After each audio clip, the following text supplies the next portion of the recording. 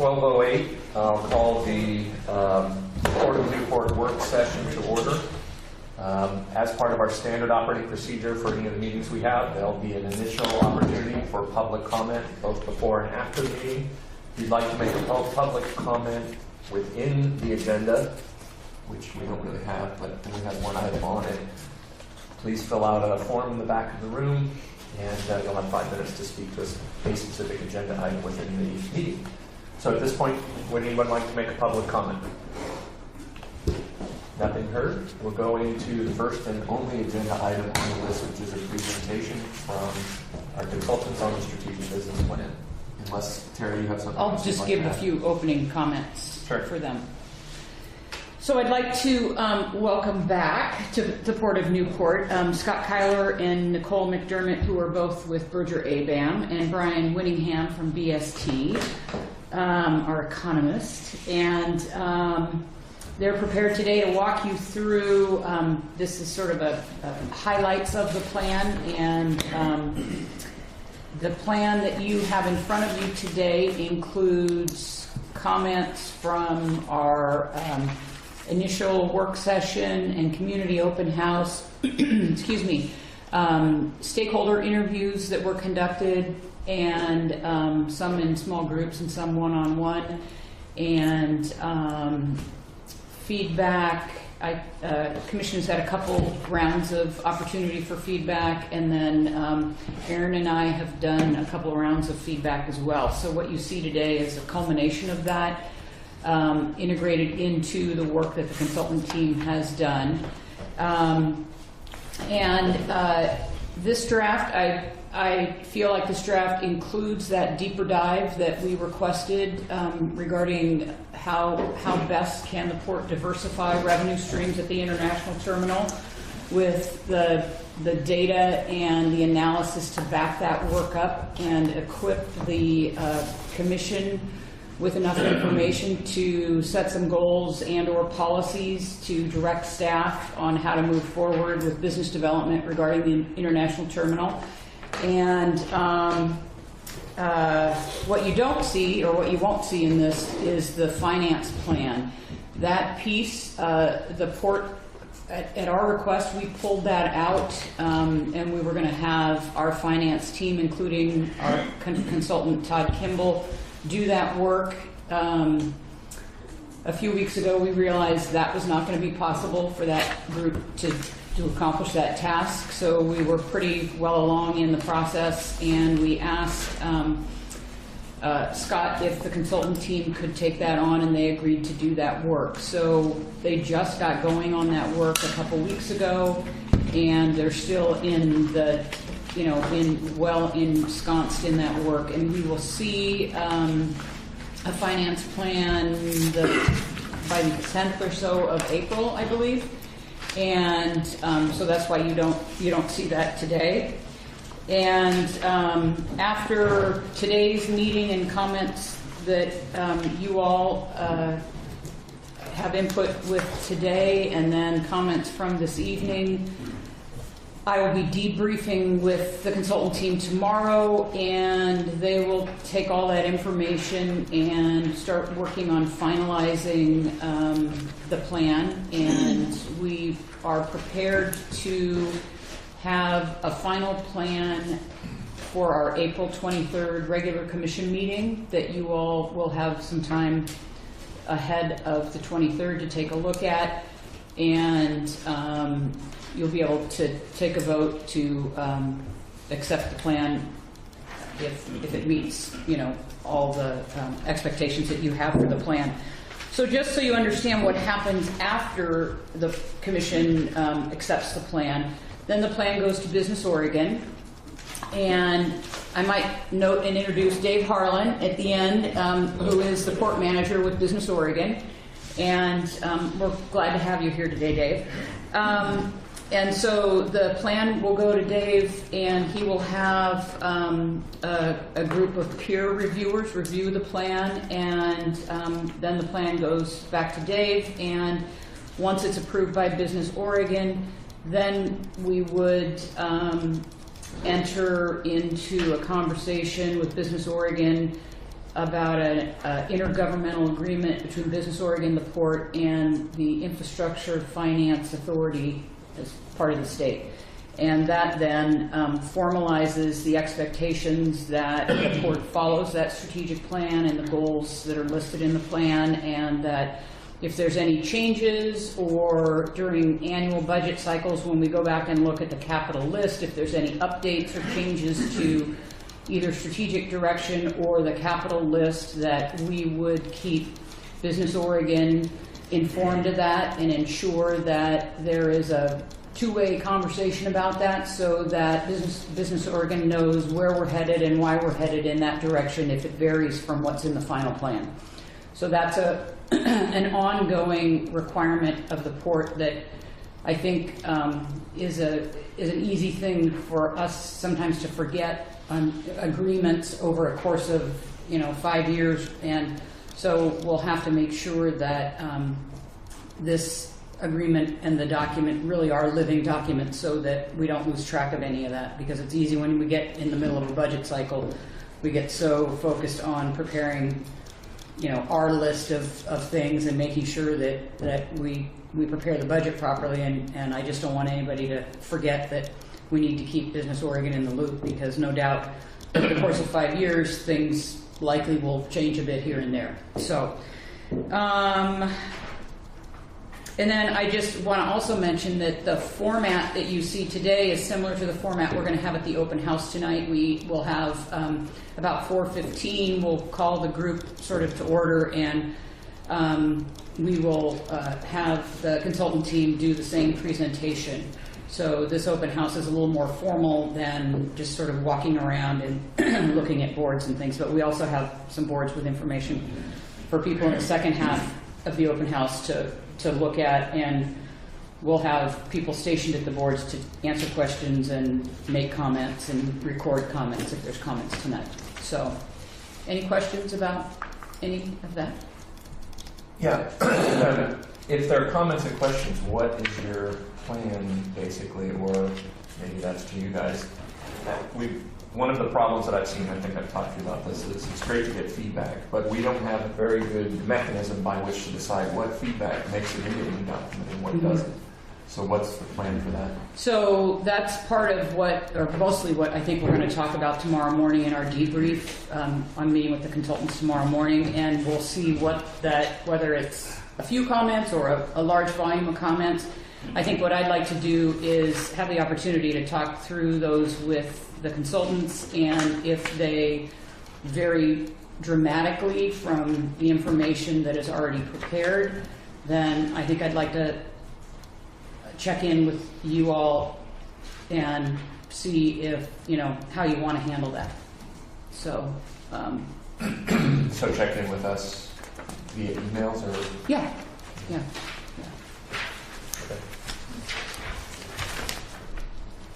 Okay. Take it away, Scott. Thank you. Does anybody else have any questions? I do not. Jeff? No. Walter, at this point? No, not at this point. And as a flow here, do you want us to jump into things as things are progressing? You want to wait till the end, or what's your format for how we engage you? No, very good questions. I appreciate the Commission's time and the Chair's good comments. This presentation, which is one we'll be giving tonight, a little more structured, asking folks to hold their questions. We'll do Q&A, then breakout around the action plan and the CIP documents, one-on-one with staff. We've got an aerial. Oops. I moved it over there. Sorry. and the aerial on the project list. For this session, I feel like we can be more fluid. And what we'd like to do, as we've done in creating the draft strategic plan, including the CIP 5-year update, we try to include all of the input that has gone before. So this is truly a draft, and we will debrief, and we'll go to work creating a final plan for your consideration in April. The way that the presentation is structured, I'll go ahead and you've already been introduced to our team. I'll let you know that we have engineers on the team. I'll be presenting the facilities assessment. Nicole's going to talk a little bit more about the SWOT analysis and stakeholder interviews. and Brian will present the market findings. I'll come back and kind of wrap it up with the strategic plan, kind of goals and next steps. So at any point, you're welcome to take questions. I'll pause between each presenter to see if you have questions on that section of the presentation, if that works for you. We have a considerable amount of time. It is sort of a working session, so I think we can be informal and back and forth as you please. Great. One quick question. The financial component of this is missing, so what's the plan for reviewing that? Well, as soon as I receive it from the consultants, I would send that to you all to review, and if we feel that we need to have a special meeting to discuss questions, I think we could probably do that with you guys on the phone or something and go through it that way. Great. All good questions. Thank you. Thanks again for having us here in the beautiful community of Newport.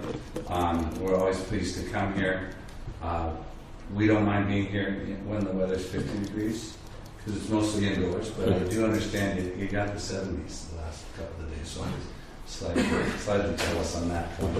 Our team, we really pride ourselves on getting involved within the community, really trying to understand the issues and creating these plans so that they're useful documents.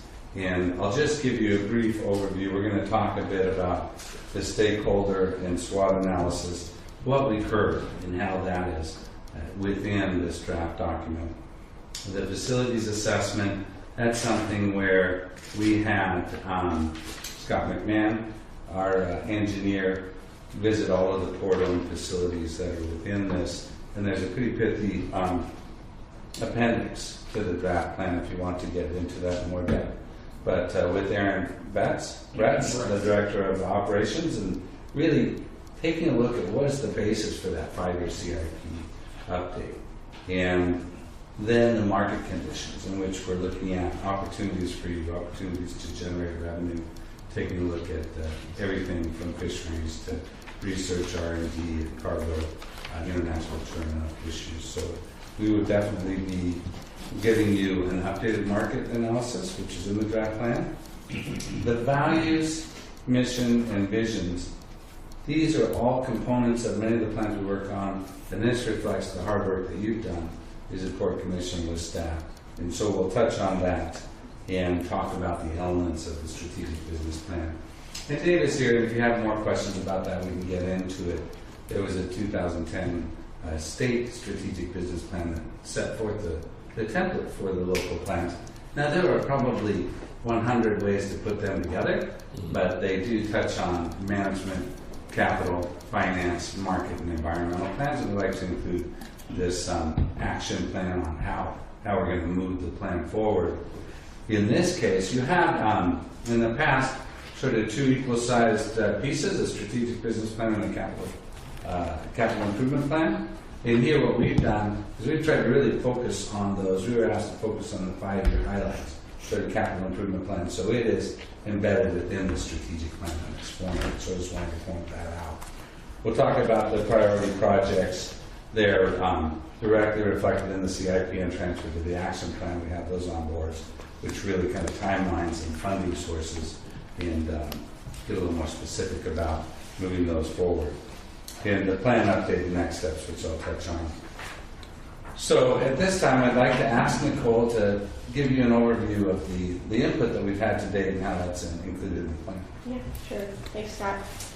So you'll see on the screen, this is obviously going to be, some familiar points to you all. It's the session that we did back in November, the strengths, weaknesses, opportunities, and threats analysis. So really just wanted to pull out some of the key highlights from that session. And we used this in developing the priority projects and also the goals and policies in the plan elements. So that's kind of how this piece was used to develop the plan. So again, there's diversity of users here. That's something that was identified as a strength, multiple revenue sources, room to grow. But some of those things are also related to, you have some weaknesses as well. Some, obviously, staff turnover.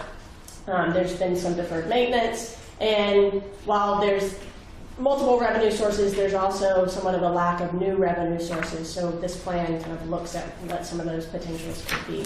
Rail access, something that also the market study gets into, how that is a potential weakness for the port, and how that could potentially be overcome as well. And then some lack of development-ready land as well.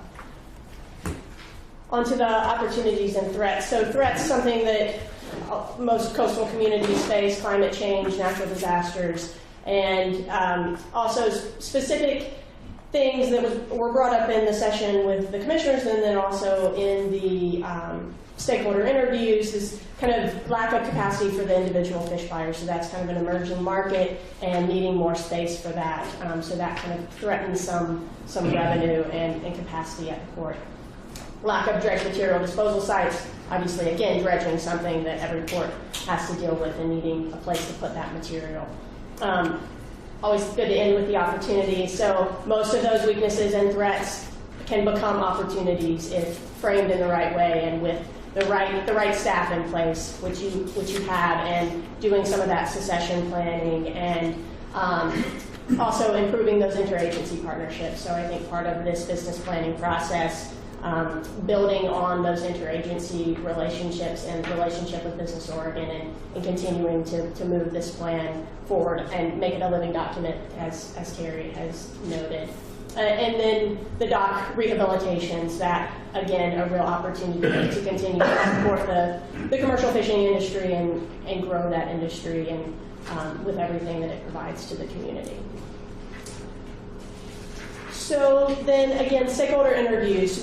During that same trip in November, we interviewed about 20, so in the trip in November, we interviewed about 12 people in a handful of sessions. So some group interviews primarily, and that included Rogue, the aquarium, some commercial fishers, also independent seafood buyers, and some agency partners and representatives from Port of Toledo as well.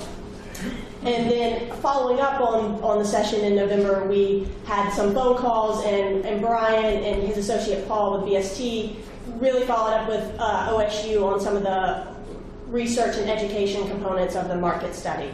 So all in all, we spoke to about 20 people as part of these stakeholder interviews. And again, we heard a lot of the same things that we discussed with you during the SWOT analysis, that there is a strong local tourism market. That's something that you capture and can continue to capture.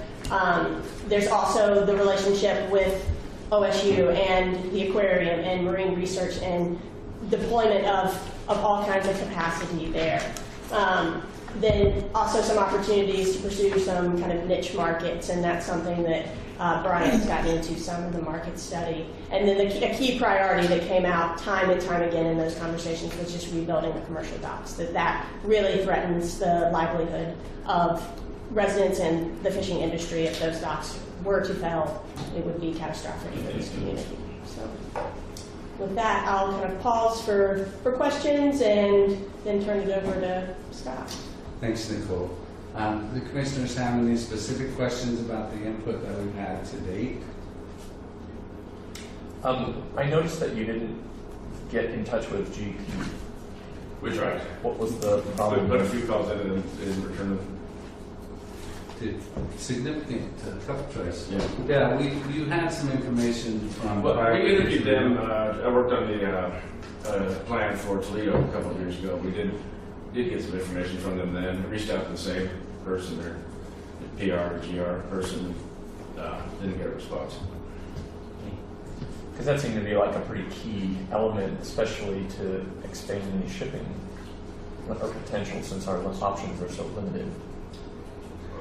Yes, agreed. And we, I think we went above and beyond in terms of the number of folks that we reached out to, and we certainly redoubled our efforts on the GP contacts. I think there's some working knowledge on the team from prior contacts that you'll see within the market study, if that's fair, Brian. But no direct reply in that case. And I would think too that if the port is able to get a contact in another, it's a conversation we would be willing to have with them. But we can only do so much in trying to reach out. to people. And so I think if there's another avenue the commission or port staff can take to try and get us in touch with them, and we can have that conversation. Is that contact that you were making, is his name CJ? I Yeah. can't think his last name, okay. I think the Dealt with corporate it. culture for GP is to not necessarily participate in this kind of project, Right. but he was useful in the past. And we had a nice long conversation with him, which fed into our conclusions on this. Okay. And without reading too much, and sometimes you just have vacations in the period of weeks we were trying to contact, so Right. Might be worth another reach try. out. Right. But you make interfaces with them fairly often. I think he has contacts there as well. That's the contact Bud provided Yeah, us. he's the guy. Yeah. We did interview He's- Bud. Yeah. So we appreciate the question. Will there be another open house before the final release and the financial aspect is done? Because I think that once that's done, I think when the community sees potential impacts for how some of these projects will be funded, that might change their opinion of how much of a priority they're going to be. I certainly appreciate that comment, and there never can be too much interaction and input. We had rescoped this project a bit to do some additional focuses. As you know, we appreciate you rescheduling and push back to this open house session. Right now, the plan is to complete the public input and the draft plan with staff and commission input on the pending finance plan to make it whole. Now, my suggestion would be, under that scenario, that you're having an open session for plan adoption late in April, and then give ample opportunity for folks to comment on it. Should you, however, feel, and the short answer is no, we don't have another public session planned beyond that, that we should insert a little more time and an additional public session, and that would be another discussion on the work scope that we could accommodate. The only reason I said that is the last time, the previous one we did, there's a couple of commissioners, Joanne was one of them. They saw after the facilities plan came up, and she said, well, it looks like you guys better get ready for another bond measure. So I think that, it's a little bit of openness and transparency with the people of the district beforehand, before we put this out. That discussion needs to be had, whether it's in a meeting or an open house. But the prices haven't gone up, and our checklist we didn't get a lot of things done on our checklist 7 years ago. And not only has the financial climate changed, but so has the methods for the funding mechanisms have changed.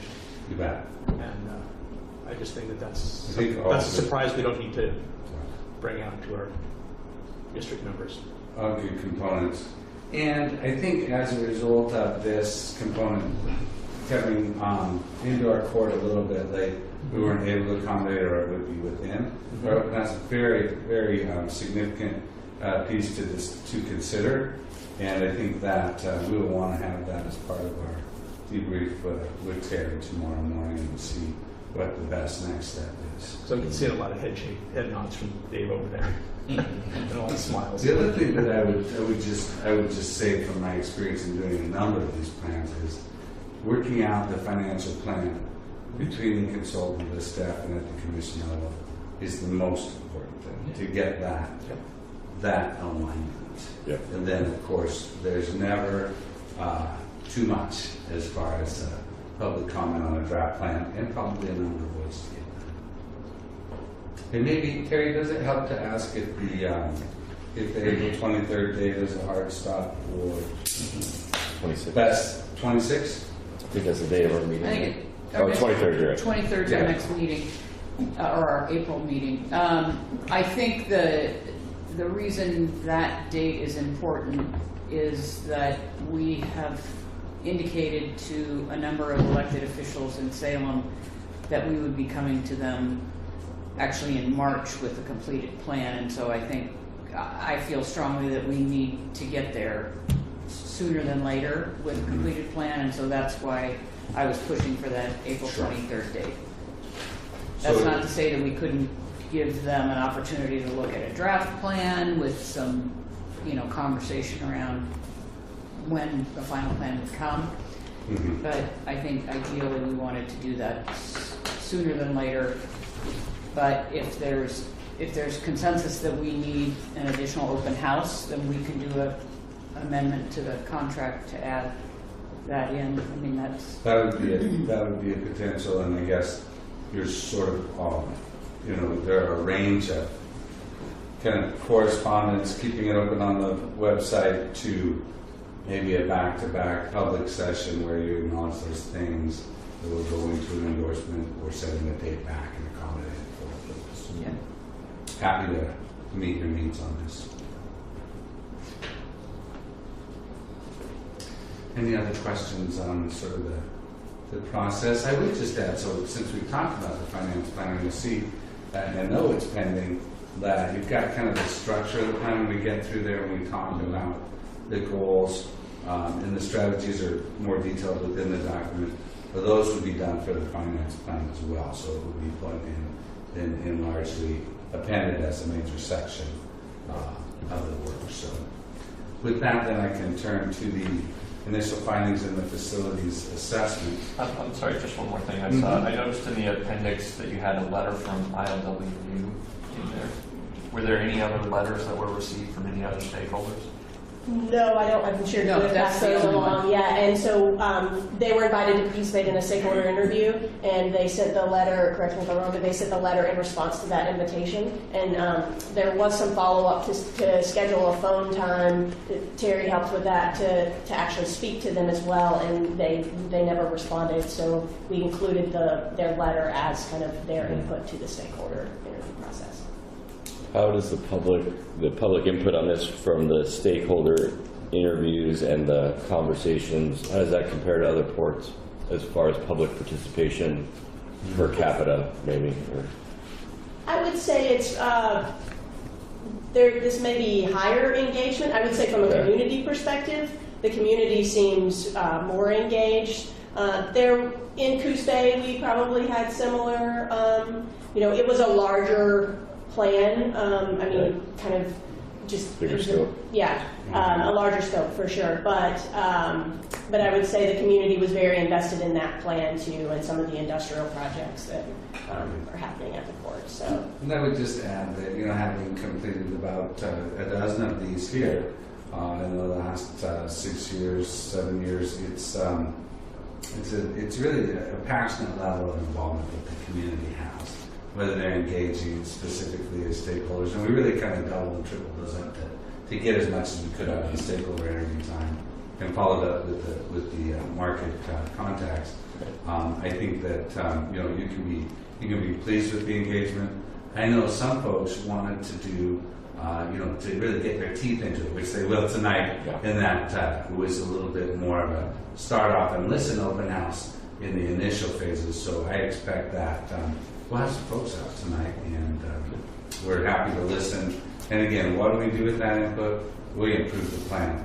We can't take every piece of input and affect one plan, but we're definitely working on compiling that input, making sure it aligns with your mission and vision, and improving on the plan as we've been doing with the commission and staff today. And I think just to elaborate on that some, it helps set those priority projects. It helps set the goals and policies in the plan elements. I think that's really where you can see kind of a thread throughout the plan, from the SWOT analysis to the stakeholder interviews to public input on priority projects.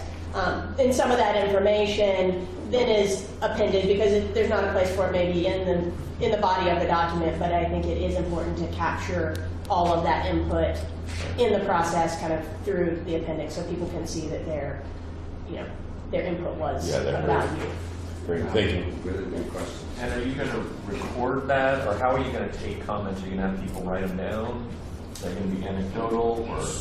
So what we're doing with this plan is the staff's providing summaries of the public sessions, but we're actually at the open house going to have a chart pattern for those one-on-one sessions near the end. In the public session, I don't believe it's going to be recorded, but we will provide input to Terry and staff on the major themes that we're hearing from the public in the open Q&A session following the presentation. I'll be taking notes while, because the questions will largely be held till the end on that one, so I'll be kind of taking notes as and I think staff will probably help with that too, so that it won't be word for word kind of recording, but it will be a summary of what we heard, and then probably a bullet point list or something from the chart pack from the comments, so kind of a compilation. So we'll be able to, what I worry about is, not worry, I guess is too strong of a word, but we take this document and then let's say there's comments made at the public meeting and then all of a sudden the document changes in some ways from what we've looked at.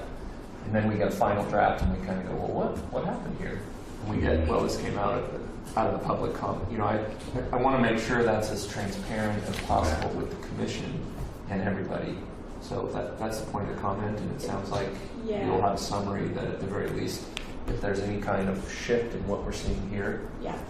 And I think we'll be able to track that. we'll rely on staff as we have been, and Terry and Aaron have been great, and others in that capacity too. And I think we will just communicate any change that we're seeing from what we're hearing in the comments, the changes that need to go into the document.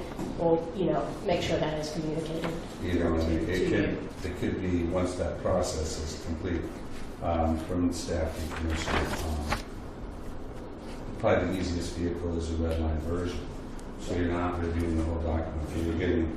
You're getting points in the cover email, and you're seeing the red lines to concur, question, because we do have to compile the comments and find the path forward consistent with the mission vision. So we'll work closely with Terry on that, and hopefully you'll feel comfortable in reviewing comments. and I changes. consider this a pretty important part of our opportunities, because we've had not a very good relationship with getting our message even to the town folk here, and their comments are very astute. They're in tune with what's going on down to forklift use and opinions on it.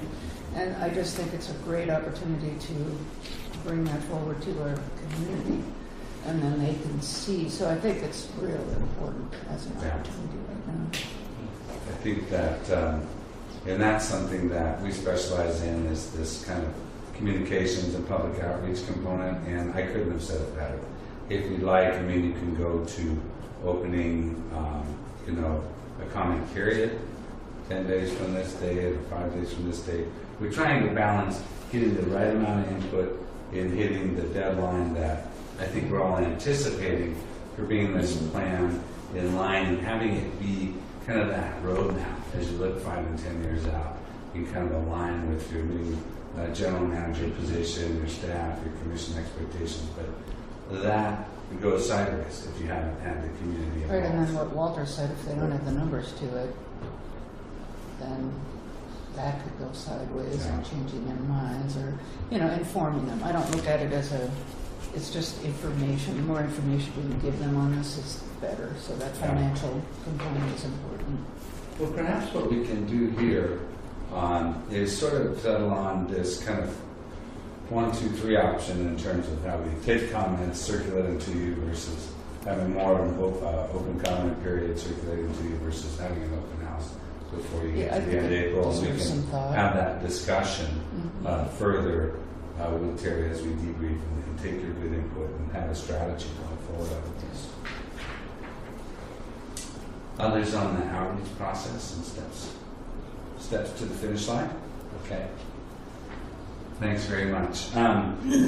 So we did not bring our engineer here, but he has spent time with Aaron. We've looked at the North Bay, the commercial docks, the commercial marina configuration hoist.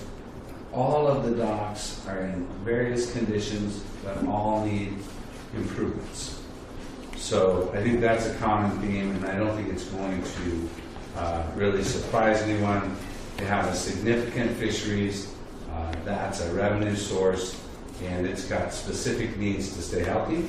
So that's a large part of our $28 million capital improvement plan for the next 5 years. We want to talk a little bit more about those. The South Beach, we've got the recreational marina in pretty good shape. The fishing pier that we're looking at for improvements, that's near and dear to the community. Want to make sure that's available for the next generations.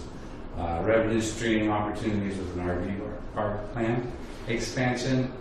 We looked at NOAA and OSU facilities. I believe the port maintains the NOAA facilities. We looked at the Oregon Coast Aquarium. And of course, as you know, the Road Brewery has a seawall that's studied and in need of repair at this time. In terms of the international terminal, a lot of money has been invested in that 17-acre facility. It provides deep water berth, about a 30-foot draft, and it in fact houses storage yard and storage buildings that are available for lease. It's a popular place for berthing large vessels, has a hoist, and probably has additional opportunities for surface upgrades. Drainage improvements are noted around the storage buildings. I might mention also there's 9 acres adjacent to that 17, which you're aware of. There have been some wetland assessments and some opportunities to expand those compatible uses for revenue streams. I'll stop. It was a really high-level overview.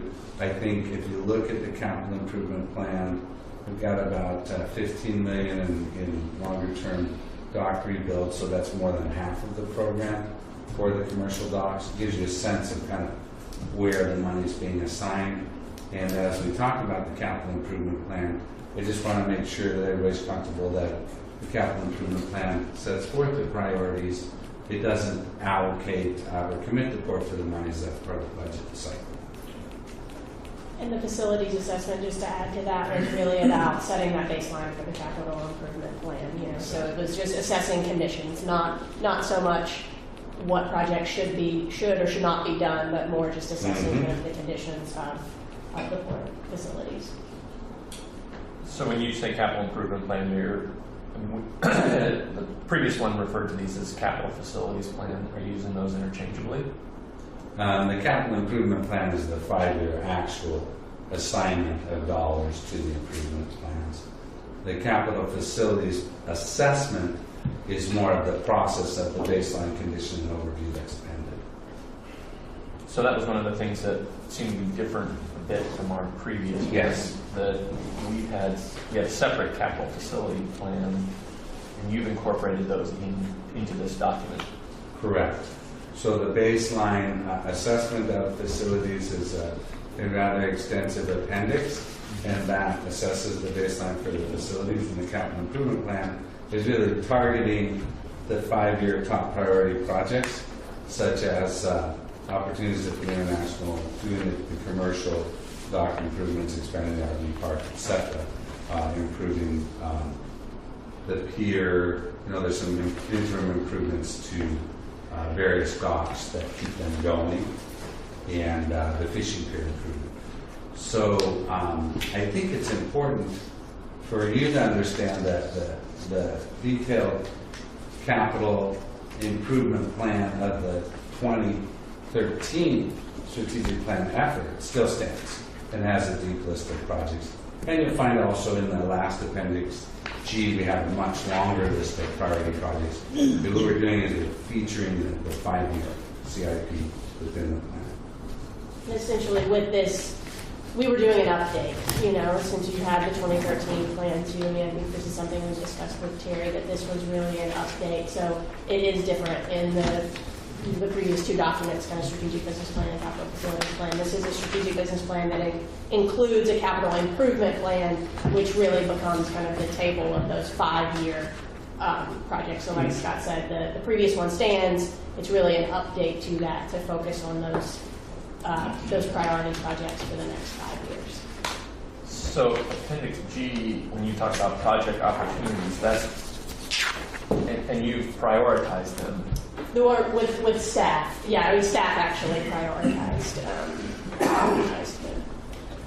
Your staff or? No, sorry, port staff. All right, Yeah, port staff. Yeah. And those were projects that came out of, so that I think is part of that capturing public input too. So those projects, we kind of noted where the source for those, and they're included in your existing capital improvement plan documents, and also they came out of the SWOT analysis, they came out of stakeholder interviews, they came out of the first open house.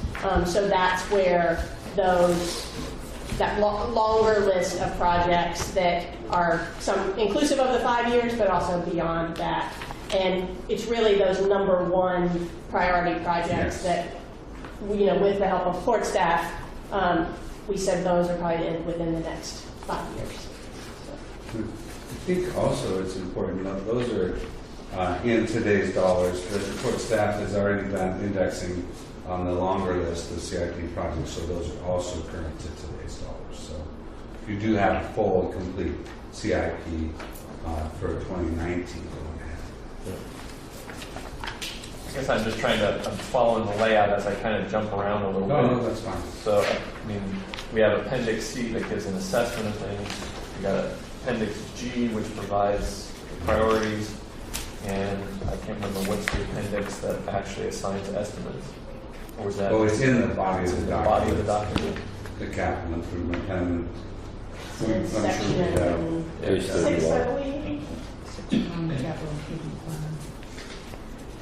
And so we've provided that capital improvement plan table and the action plan for discussion items, one-on-one, and item for discussion. Which section is it? The capital improvement plan is on page 31. Table's on 32. Oh, sorry, thanks. 33.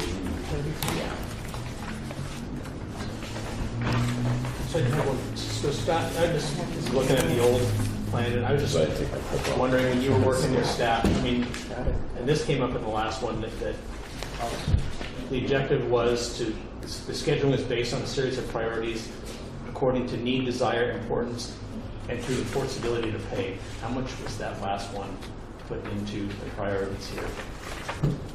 Well, these were the top priorities in terms of keeping the business lines and revenues flowing.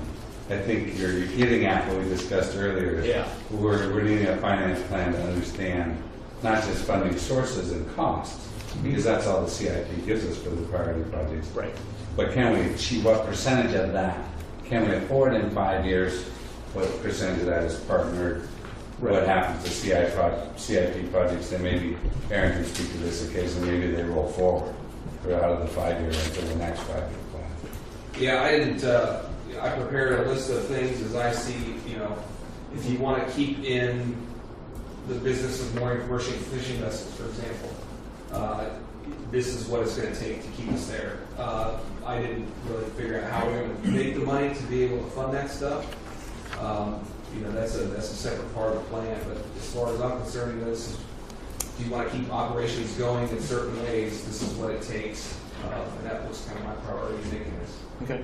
And the action plan is an important component. I think we'll talk some about the action plan, but it sets out kind of actions for each of the capital improvement projects, and that includes partnerships and, in funding and in execution. So it's not, those projects are not meant to be completely, funded or executed solely by the board.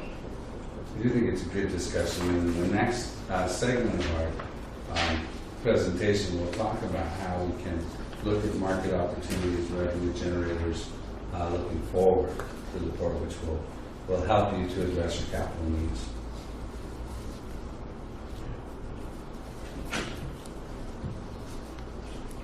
Further questions on the facilities assessment?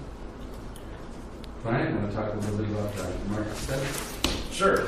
The first part is just a little demographic overview of the county. We've got a couple points here. Lincoln County and Newport are both growing, but they're growing fairly slowly, more slowly than the rest of the state. And the population is aging, so you have fewer and fewer working age people here because there aren't jobs or people are leaving the area. And I think that helps underscore the importance of the port and the facilities it provides and providing work for the local force. One of the stats that stands out is that the increase in the number of people who live in the county who commute either to Corvallis or as far as Portland for work. That's just a quick overview on the demographics. But getting into the different markets the port is in. First, we'll start with the tourism and work our way up to the marine cargo last. Tourism and recreation is really strong on the coast, especially in Newport. It took a big hit during the recession, but has recovered in almost every year since. The port has a lot of facilities that cater to tourists. The recreational marina, the RV parks, the aquarium, road, even the commercial fishing fleet is a draw. And we're talking about prioritizing expenditures. I think helping to continue serving that market is a strong one. Skipping to the bottom one, RV ownership. The RV parks generate a lot of positive net income for the port. There's an opportunity to upgrade some of the facilities to generate more revenue there. We think that's a good call. There's some opportunity to attract some of the small cruise ships. The Alaska cruise market has been growing really strongly, again, especially since the recession. One thing interesting about the Alaska cruise fleet is the number of ships in the fleet really hasn't changed much over 10 years or more. It's just that most of them have gotten big. Going from 2,000 passengers to 4,000 passengers, and to do that, they've gotten really tall and wide. They haven't gotten deep necessarily. They generally draw about 28 or 30 feet of water. There is a subset of that fleet that is smaller vessels that may present an opportunity to call here. We talked to Bruce Connor, who works with the Port of Astoria. He's also with a group called Cruise the West, which is the different cruise ports on the West Coast that work together to try to develop new ports of call and new things for the cruise lines to offer their passengers. I think it's worth following up with him to see, make some contacts within the industry to see which boats are there that might come here and what can you do to try to attract them. These are generally repositioning cruises. The ships move to Alaska in the spring and move back in the fall. And so you might be able to capture, if there's 3 or 4 of those boats, up to 6, 8, or 10 calls, depending on how many. Do you mind, I don't want to break your train of thought, but the repositioning, so there's still passengers on board, it's not just the boat coming? Yes. Because I just wasn't sure. We've seen empty ones show up, so. Yeah, I think they generally try to have passengers on them. I live in Seattle, and one of the ones I thought about doing before, you do like a 2 or 3 day cruise where you get out in Seattle, go up to Victoria, Vancouver, and then down to San Francisco. Right. Just eat for 2 days. So, yeah, they generally have passengers on them. I mean, versus a servicing stop where you just have a staff on, they're not Fair enough. generating as much. Right. Economic. Right, yeah, I don't think they would stop. Well, probably not if that was the case. Yeah, there was just a couple out of the terminals last year, as I recall. Okay. We had one come in because they had a mechanical problem they had to repair, so that was what that one was.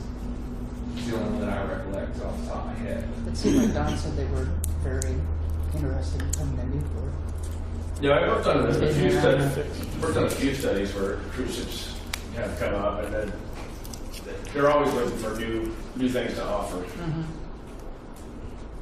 So, on the tourism, right now, Salem's going through this big carbon policy. Do you think that that could have an effect on tourism? I know when the gas prices were pretty high 4 or 5 years ago, I know the state did a great job of saying, rediscover your backyard, and they're telling people to, instead of going to Montana or Idaho, and taking small trips in your state. But I mean, how do you see the? Well, that sounds like it would help drive demand here. Yeah. Okay.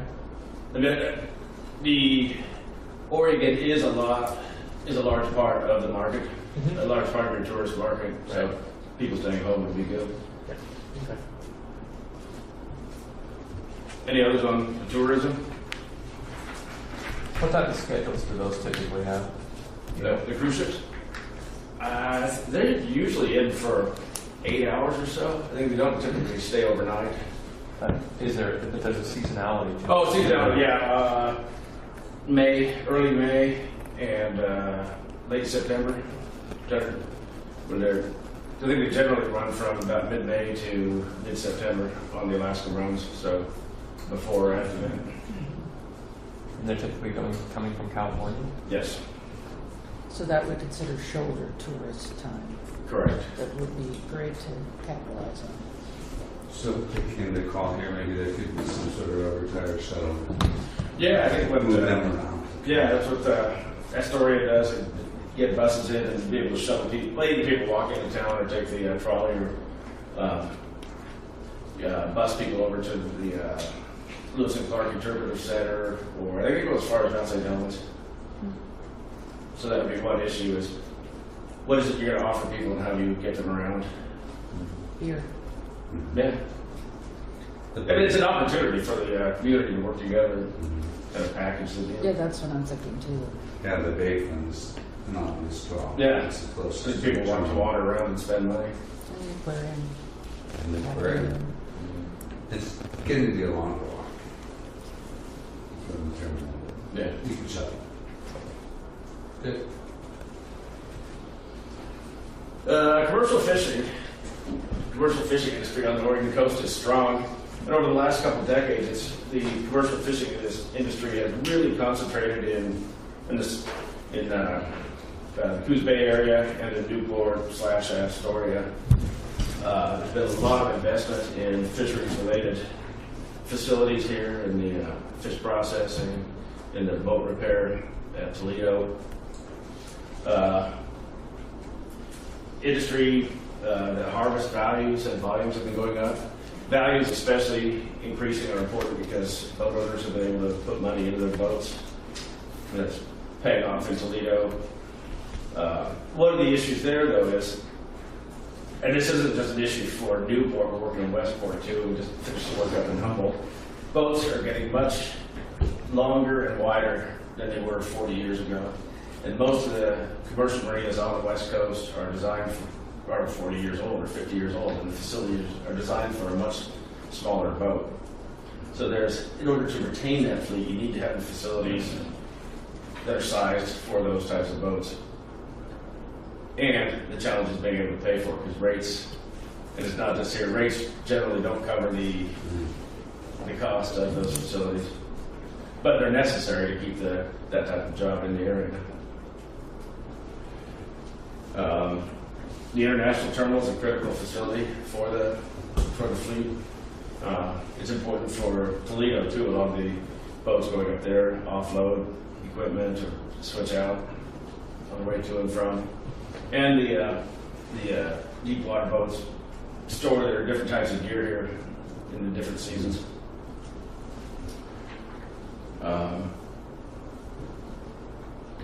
That's most of the key points on that. Are there questions on that? The big points are boats are getting bigger, you need facilities for them. Fisheries are pretty healthy. Did you analyze rates in ports for moorage throughout the U.S. at all, or do you have a handle on that? We've done a lot of marina rate analyses, and the commercial fishing rates, we didn't look around the country on this, but I know what they are for recreational marinas and commercial marinas on Puget Sound and the Oregon coast.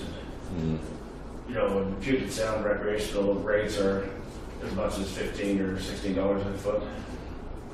Commercial rates on the coast tend to be $3, $4, $5 a foot. And I know the construction costs are more than that. Right. It's not very sustaining. It's okay if I throw a question in there too? Sure. Did you happen to look at the amenities that we've got compared to other ports, like things like oil water separator or a pump out station for bilges? We didn't get into that in a lot of detail. I just,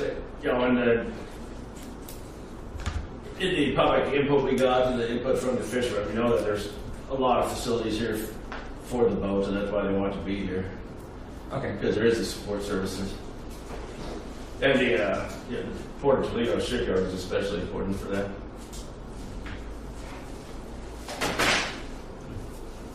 Any other fisheries questions? I just,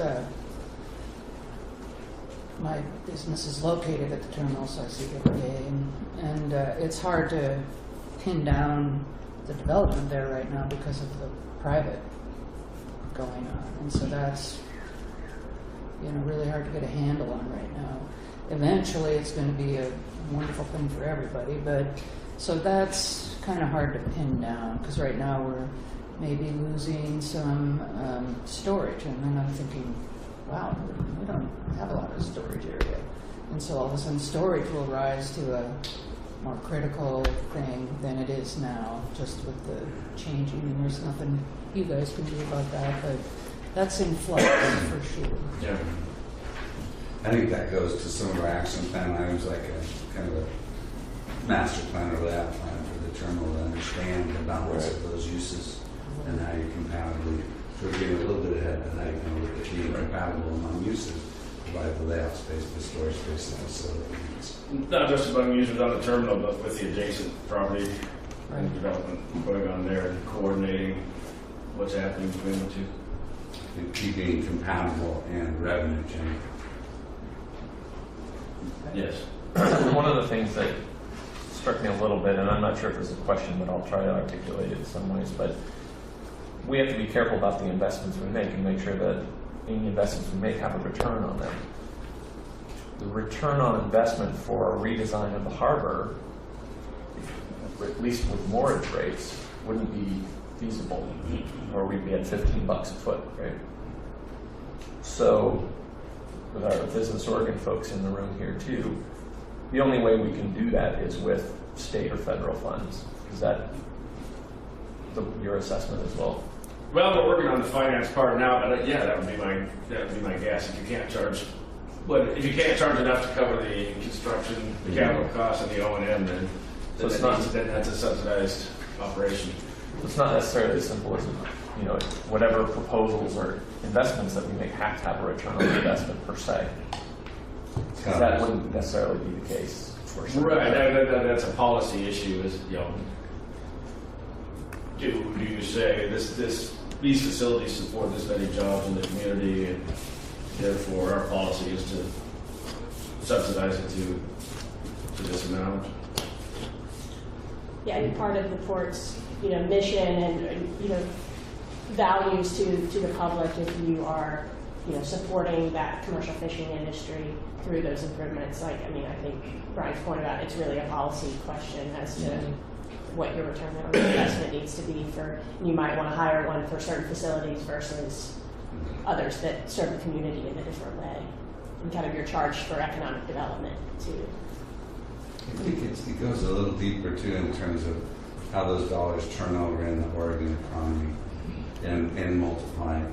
We've done some statewide, value of public ports work that they've been a part of, and we get a multiplier up to 7.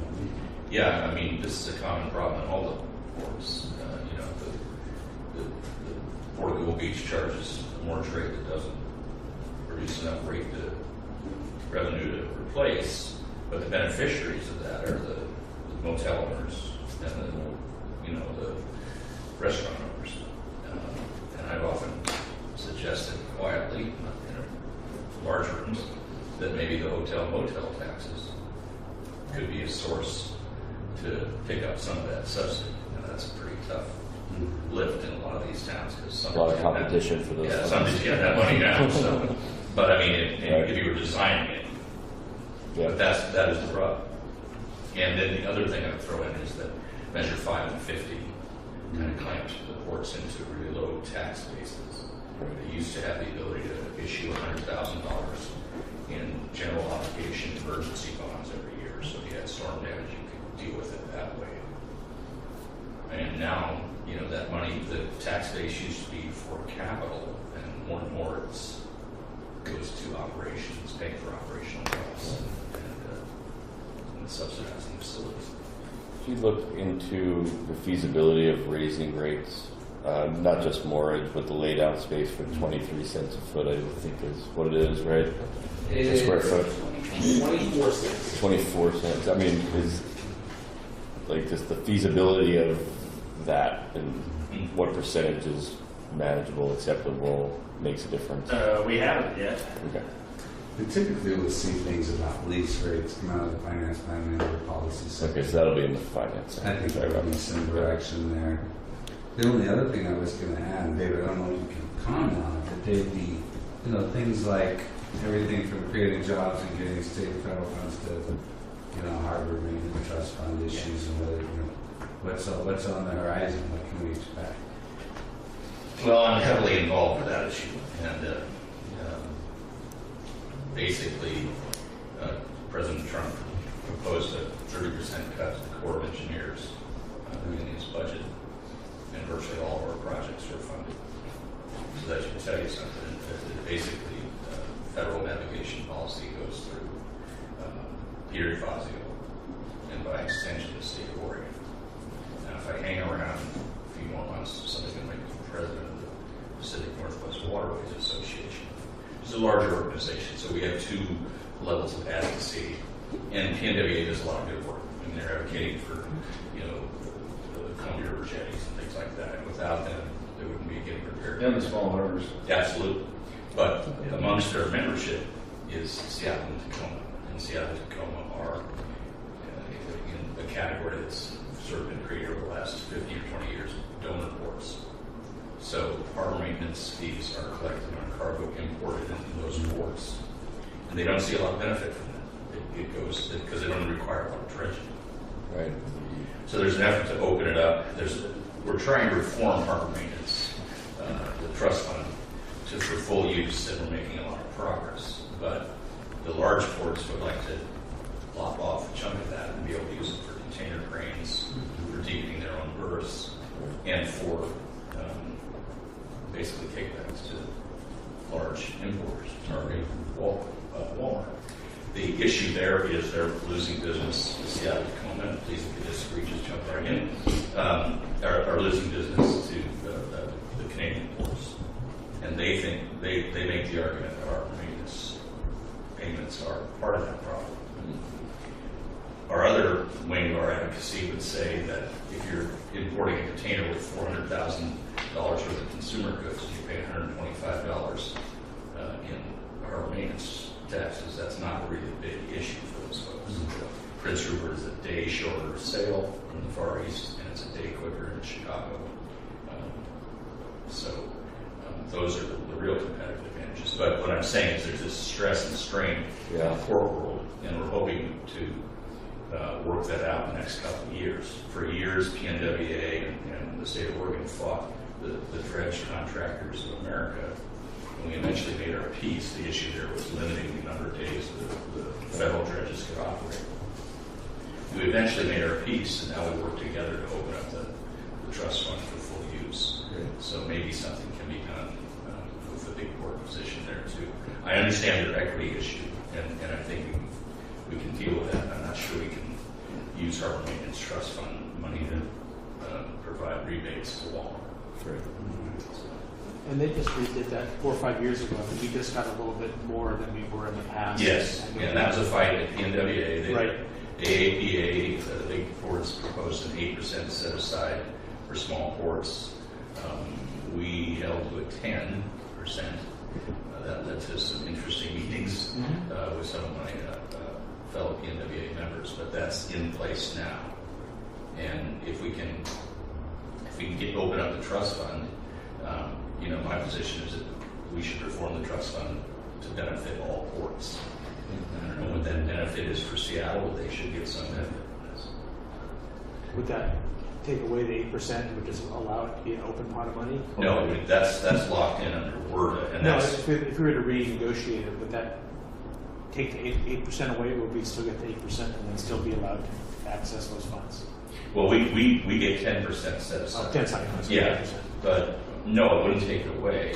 They're looking for their own set aside Okay. to the donor and energy ports, Right. Houston.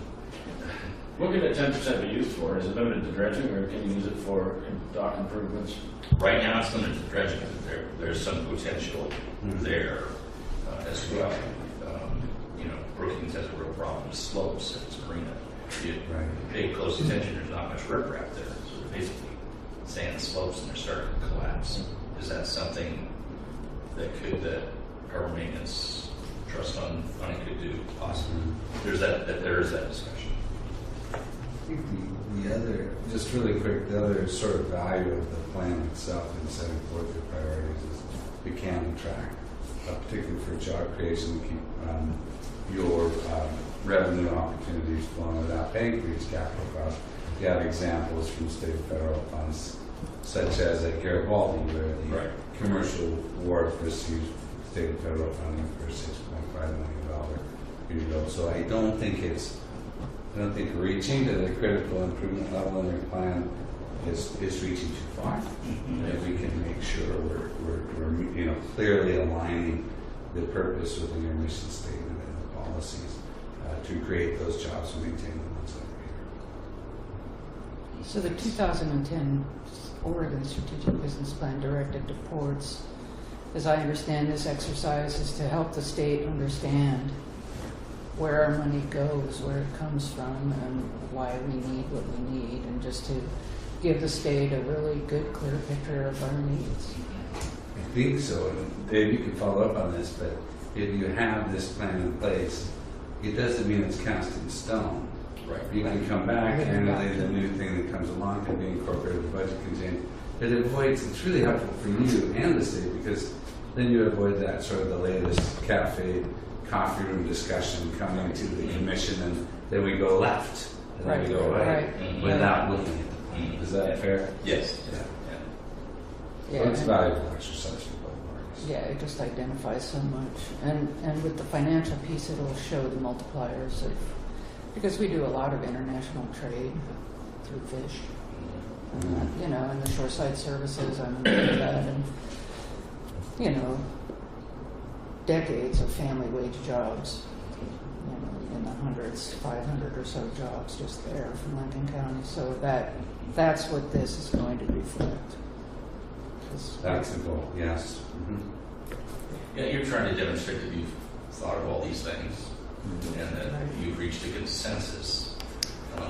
Generally, funding agencies, when they throw money out the back of the convertible, don't want to have this side booing and that side cheering. So, You just want to be in the convertible. yeah, well, they don't want to be in the convertible for a while. In this document, getting back to the restructuring of the commercial marina, I should say, 7 and 5. Obviously, that's going to take, like I said, federal and state funds. I'm almost thinking, I know you've identified this back in the action plan, table 7, of potential funding sources. But I think it could be even articulated better in the document with some wording that simply says, because this is going to be our roadmap going forward. This is going to be what we're going to take to Dave and his friends in Salem and say, these guys told us to do this. I think we can articulate it more, maybe you guys can, quotes, that the fund, that a worthwhile investment is needed here by the state and federal funding agencies to see this kind of project, because you guys, independent view of it, see the benefits of this to local and state and regional needs. So I think, because I did recall in here a couple instances where you said in the international terminal, don't make any investments that don't have return on investment. Here, I think you could articulate somewhat the contrary to that in specific cases like Port Dock 7 and 5, and certainly we haven't got fishing here either, which doesn't generate anything for us. So I think it's probably worth some wording in here to help articulate that message even better to our friends in Salem, as opposed to see table 7. Yeah, connecting the dots. Here's the assessment, here's the need to improve, here's the cost, here's the market. Kind of bringing that together too. Here's why it makes sense. It's critical to the community.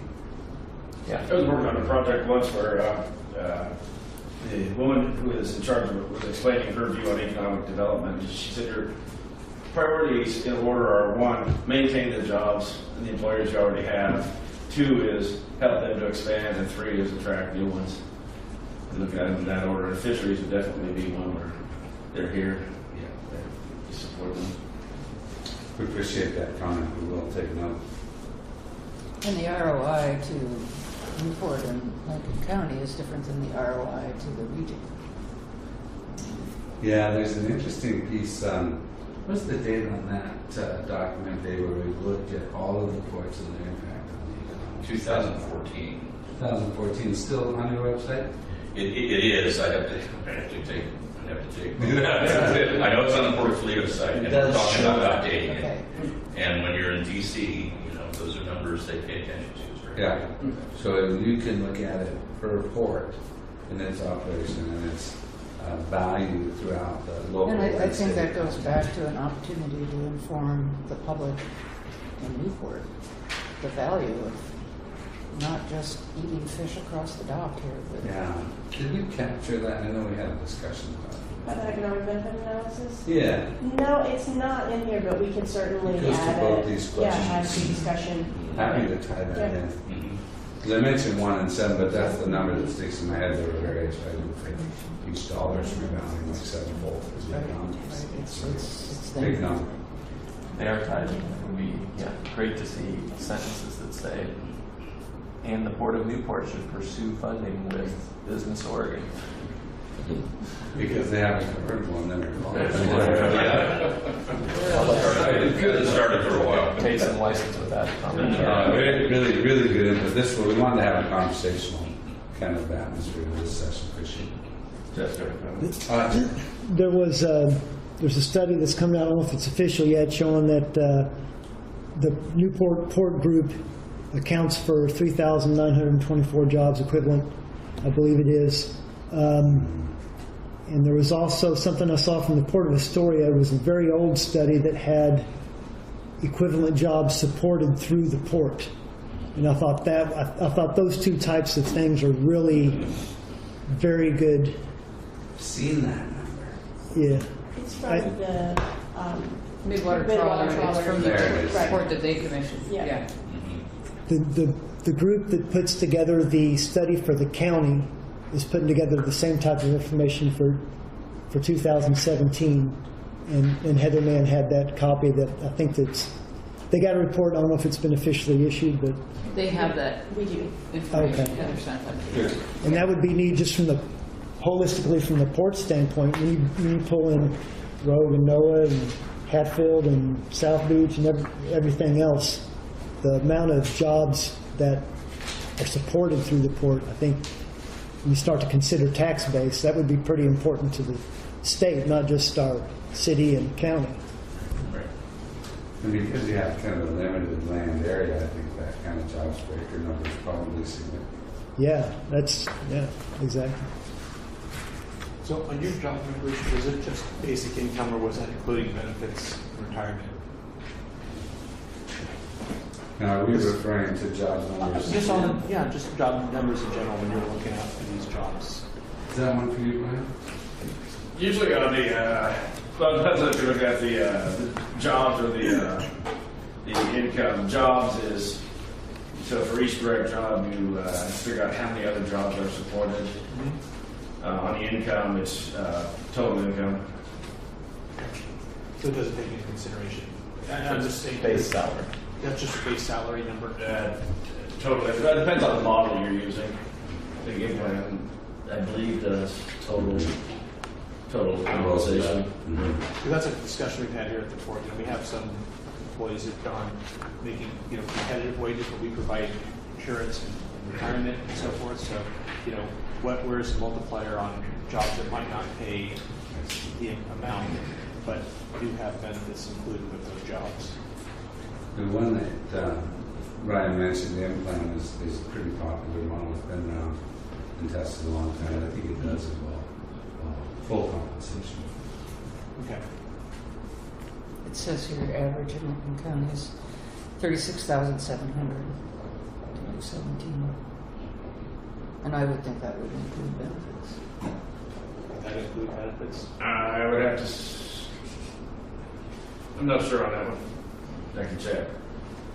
The study that was done for the county was being updated, had a blurb on there that they took the income and then they took a number, and I forget, and they explained where that number comes from and what it was, and they divided and got the equivalent jobs number.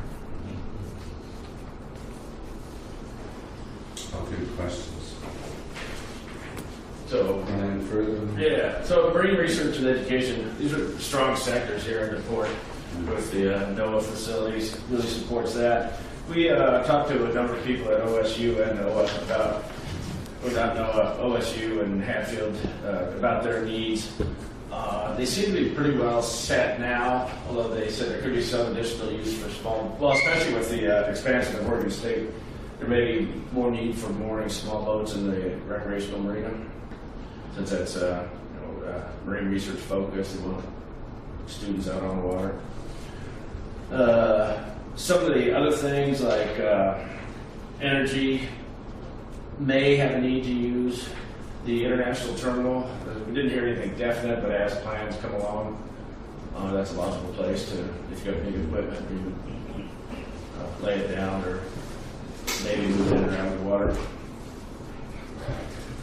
That's, I think, for the purpose of this, that's just a sector I think we need to keep an eye on and coordinate with the major players and say, is there something for us and something we should be doing? I just wanted to clarify, so the international terminal, because of the layout space or the size of the vessel, and part of that. Oh yeah, also well, the- I was thinking equipment that you know, like wind energy or wave energy or something like that, Gotcha. where you need a dock face, but yeah, ships too. Storage and staging Yeah. is what Yes. OSU might require, along with The one thing we heard was Shipyard here. it's inconvenient being on the other side of the bay. They have to go back and forth. You mentioned in here about the Ocean Observing Initiative, Yeah. and you stated on a couple of different places that they're going to need, I don't have it in my notes here someplace, but they're going to need places to put their buoys, build them, develop them, maintain them, and store them. Yeah, our understanding is that I'm debating you a bit because they have a giant warehouse that they bought 2 years ago in Corvallis, and they regularly ship them back and forth because their entire infrastructure is in Corvallis.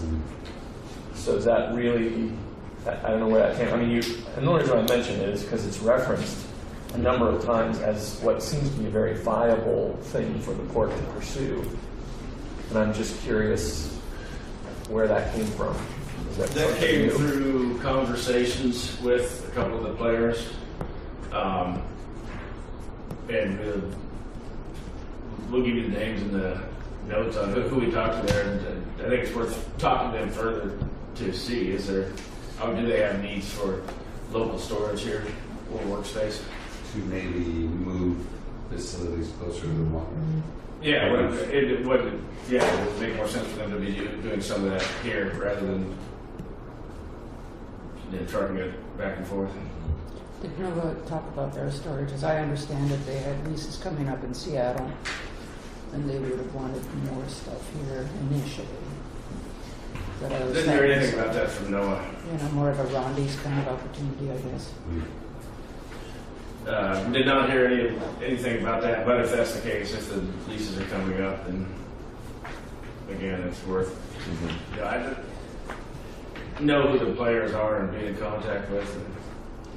I guess what I was trying to avoid was, it sounds good on paper here, but how practical really is it? So again, over 5 years, we're going, well, we need to look at this. And somebody goes and says to the people running the LOI program, I don't know, we just invested $1 gazillion out here, and we can't make them up out here because all of the facilities that they need to test the instrumentation fairly close to this is the reason why I'm harping on it a little bit. I just want to be practical about it. And Yeah, I don't think develop we'll say. a false hope here. I don't think we're recommending building anything or investing. I think it's more this is on the horizon. I would think it would be Yeah, very, right. very important next step in your international terminal plan, a layout plan, to understand the square footage of storage and dig a little deeper. But I also like the critical eye on the initial findings that are driving us to these next steps. So. What I think too, like Brian mentioned, some follow-up maybe with OSU, and I think if that's an item in, it came from initial conversations with a few players there, but in follow-up and digging into it deeper, if it's not really illegitimate, I think that's where in the plan update, that probably gets removed. You don't necessarily spend a lot of resources or time in it. I think too, some of these things as the plan progresses and as you update it, kind of open it up, it changes and it's pretty fluid. a living document approach. Yeah, we did actually look at doing something like this on the 5 acres when right before or right after the cherry plant left, and we were, Don and I and one of the other commissioners, we were going to call it a marine technology incubator.